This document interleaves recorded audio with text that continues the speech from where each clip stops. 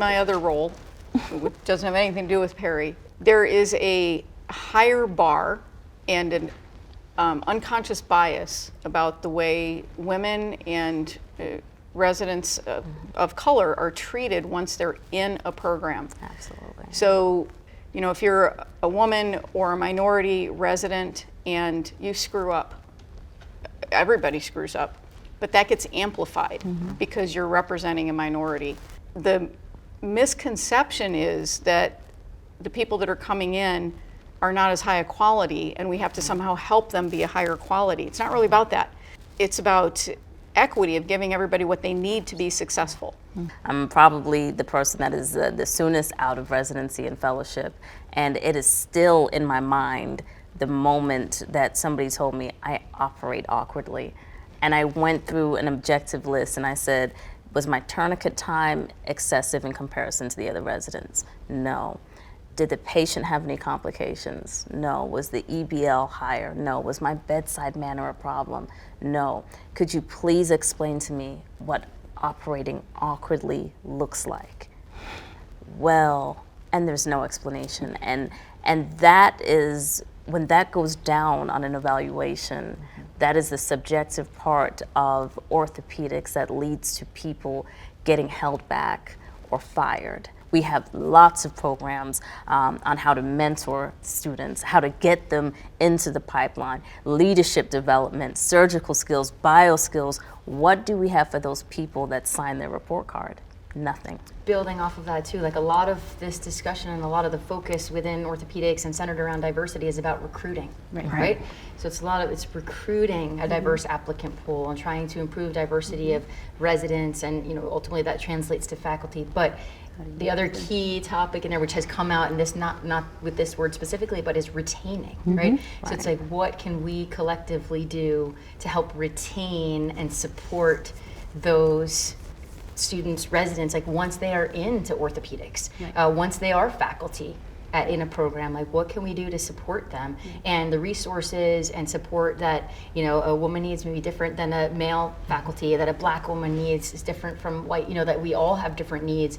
Part of it as well is just to, yes, we have to educate the residents on how to interface in the space, but our colleagues, our colleagues are the problem, and we need to recognize that our field is so incredibly homogeneous that there's a lot of effort and work that needs to be done by the white men in the field, because the majority of them are the people who are writing the report cards, and that's the reason why you operate awkwardly, is because you are not a white man. We talk a lot about our students understanding the hidden curriculum. We talk to them a lot about understanding how the system works, because even though we absolutely 100% need to change the majority of who we have, these students and residents must be able to survive. So they have to have tools in order to do that, right? And if a student comes and is saying things like, I was told I was aggressive, I was told I was brusque, you get labeled angry, you get labeled as serious, you get labeled as all of these things, and you don't have wiggle room. And you're absolutely correct, as a resident, you're supposed to be able to have missteps, to be corrected, to learn how to do things the right way without being judged to a point where you're afraid for your job on a daily basis. I think, and I've always been on this, and I'm still trying to develop how I'm going to get this across, but I really think there needs to be a focus on program directors, chairmen, and faculty. We focus so much on our students and residents, almost to the point that they're tired before they're even done.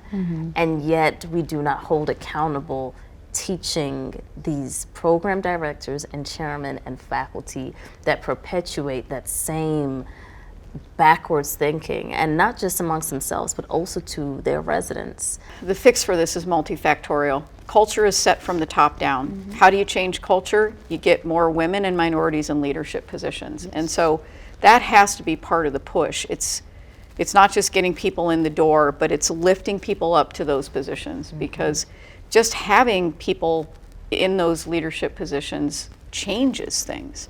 And you promote what you permit. So if you're not a woman or a minority and you're in a position of leadership and you allow those types of behaviors, well, as far as I'm concerned, you should be removed from that position.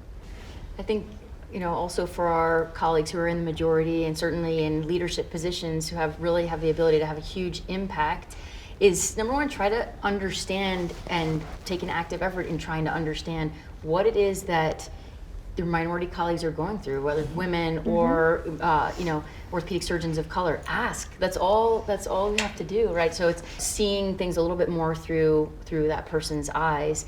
So it's a win-win. I just think we are so far behind in our field of orthopedics. There's so many aspects of professionalism that we really aren't, it's not ingrained in our field yet. It's important for us to get that. I think the conversations are being at least had now. I am hopeful that we're making, slowly, but I think together we're making a dent. They're listening. The powers that be respond to external pressure. So we just have to keep pushing. We keep pushing. Great.